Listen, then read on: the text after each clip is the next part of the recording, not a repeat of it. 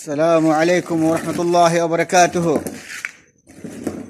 ভাই, বিশেষ কি বলবো, আমি মুসলমান ভাই দেখে বাংলাদেশ এবং রোহিঙ্গা জাতি থেকে আমাদের বাংলা ভাষায় যারা আছে পাশাপাশি কলিকাতা বাংলাদেশের যারা বাংলা ভাষায় কথা বলতেছে সারা পৃথিবীতে, এখন আফ্রিকাতে আমার একটা দেশ আছে বাংলা ভাষায় কথা বলতেছে, সবাইকে জানা দিচ্ছি।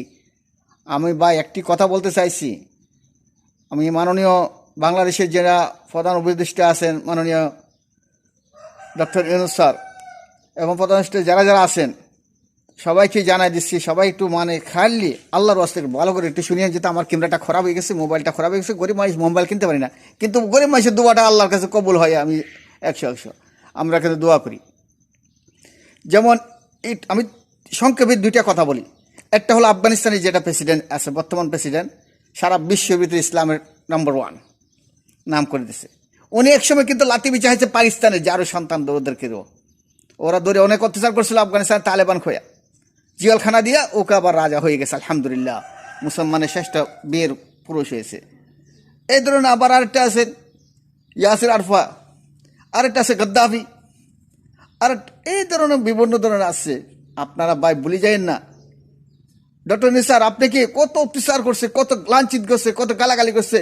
ও আপনি গ্রামীণ ব্যাংকের প্রতিষ্ঠাটা সুদ করে এই সুদ কত রকম কথা বলে লাস্টে আপনাকে দেশের রাজা হয়ে আমরা দেখতে পারছি আলহামদুলিল্লাহ। এটার জন্য আলহামদুলিল্লাহ, যাকে নিন্দা করে, যাদেরকে শাস্তি দিই, যাদেরকে লাথি মারি, তাকে আবার রাজা বানায়, তাকে বাপ ডাকাই, মাকে দিই, তাই না? আমার দেশে কিন্তু যারও সন্তান যেতুগুলি আছে রোহিঙ্গাদের বিরুদ্ধে কথা বলতেছে, মুসলমানদের বিরুদ্ধে।